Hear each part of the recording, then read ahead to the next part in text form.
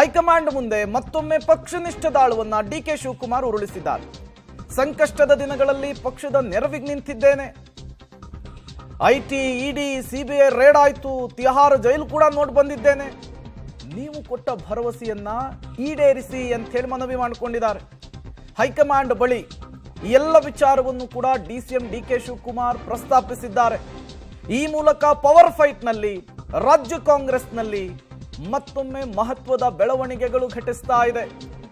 ಈ ಹಿಂದೆ DCM DK Shivakumar ಅವರು ಪಕ್ಷಕ್ಕಾಗಿ ವರಿಷ್ಠರಿಗಾಗಿ ಏನೇನೆಲ್ಲ ಮಾಡಿದ್ರು, ಬಹಿರಂಗ ಹೇಳಿಕೆಗಳಲ್ಲಿ ಅದನ್ನೆಲ್ಲವನ್ನು ಕೂಡ ಪ್ರಸ್ತಾಪಿಸಿದ್ರು. ಬಿಜೆಪಿಯಿಂದ ಬಂದಂತಹ ಆಫರ್ ಅನ್ನು ಪ್ರಸ್ತಾಪಿಸಿದ್ರು. ಈಗ ಅದೇ ವಿಚಾರವನ್ನು ಕೂಡ ಸೋನಿಯಾ ಗಾಂಧಿ ಮುಂದೆ ಪ್ರಸ್ತಾಪಿಸುವಂತಹ ಕೆಲಸ ಮಾಡಿದ್ದಾರೆ. ಪವರ್ ಶೇರಿಂಗ್ ನ ವಿಚಾರಕ್ಕೆ ಸಂಬಂಧಪಟ್ಟಂತೆ ಅತಿ ದೊಡ್ಡ ಟ್ವಿಸ್ಟ್ ಅನ್ನ ಇವತ್ತು ಡಿಸಿಎಂ ಡಿಕೆ ಶಿವಕುಮಾರ್ ಅವರು ದೆಹಲಿಯಲ್ಲಿ ಕೊಟ್ಟಿದ್ದಾರೆ. ಡೀಟೇಲ್ಸ್ ಅನ್ನು ಕೊಡೋದಕ್ಕೆ ಸುಖೇಶ್ ನೇರ ಸಂಪರ್ಕದಲ್ಲಿ ಜಾಯಿನ್ ಆಗಿದ್ದಾರೆ. ಸುಖೇಶ್, ಡಿಸಿಎಂ ಡಿಕೆ ಶಿವಕುಮಾರ್ ಪಕ್ಷನಿಷ್ಠ ವರಿಷ್ಠನಿಷ್ಠ ಅನ್ನೋದ್ರಲ್ಲಿ ಡೌಟೇ ಇಲ್ಲ. ಮತ್ತೊಮ್ಮೆ ಆ ವಿಚಾರವನ್ನ ಸೋನಿಯಾ ಗಾಂಧಿ ಮುಂದೆ ಕ್ಲೈಮ್ ಮಾಡುವಂತಹ ಕೆಲಸವನ್ನ ಮಾಡಿದ್ದಾರೆ. ಅರ್ಧ ಗಂಟೆ ಡಿಸಿಎಂ ಡಿಕೆ ಶಿವಕುಮಾರ್ ಅವರ ಮಾತನ್ನ ಸೋನಿಯಾ ಗಾಂಧಿ ಅವರು ಕೇಳಿದ್ದಾರೆ. ಬಟ್ ಸೋನಿಯಾ ಗಾಂಧಿ ಅವರ ರಿಯಾಕ್ಷನ್ ಹೇಗಿತ್ತಂತೆ, ಯಾವ ರೀತಿ ಸ್ಪಂದಿಸಿದ್ರಂತೆ, ಏನ್ ಡೀಟೇಲ್ ಸಿಗ್ತಾ ಇದೆ?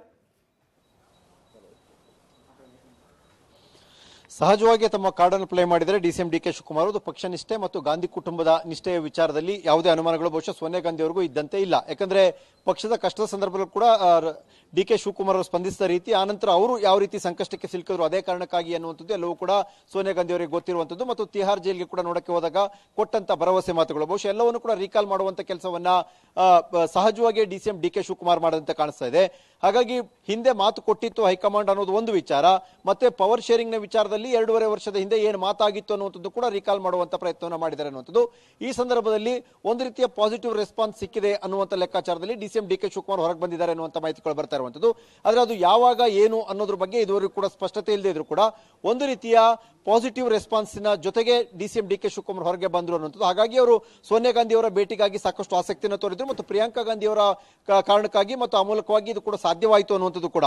ಹಾಗಾಗಿ ಮುಂದಿನ ನಡೆ ಏನು ಅಥವಾ ಮುಂದಿನ ಬೆಳವಣಿಗೆ ಯಾವಾಗ ಅನ್ನೋದಕ್ಕೆ ಮತ್ತು ರಾಜ್ಯ ರಾಜಕಾರಣದ ಮಹತ್ವದ ಬೆಳವಣಿಗೆಗೆ ಪೂರಕವಾದಂತಹ ವೇದಿಕೆ ನಿರ್ಮಾಣ ಆಗಲಿಕ್ಕೆ ಇವತ್ತಿನ ಭೇಟಿ ಸಾಕಷ್ಟು ಮಹತ್ವದ್ದು ಅನ್ನುವಂಥದ್ದು ಕೂಡ ಕಾಂಗ್ರೆಸ್ ಪಾಳಯದಲ್ಲಿ ಕೇಳಿ ಬರ್ತಾ ಇರುವಂತಹ ಮಾತು ಕೂಡ. Prem. Okay Sukhesh, thank you ತಮ್ಮೆಲ್ಲ ಮಾಹಿತಿಗಾಗಿ. ಈ ಮೂಲಕ ರಾಜ್ಯ ರಾಜಕಾರಣದಲ್ಲಿ ಅಧಿಕಾರ ಹಂಚಿಕೆಯ ವಿಚಾರದಲ್ಲಿ ಮತ್ತಷ್ಟು ಬೆಳವಣಿಗೆಗಳ ಮುನ್ಸೂಚನೆ ಸಿಗ್ತಾ ಇದೆ.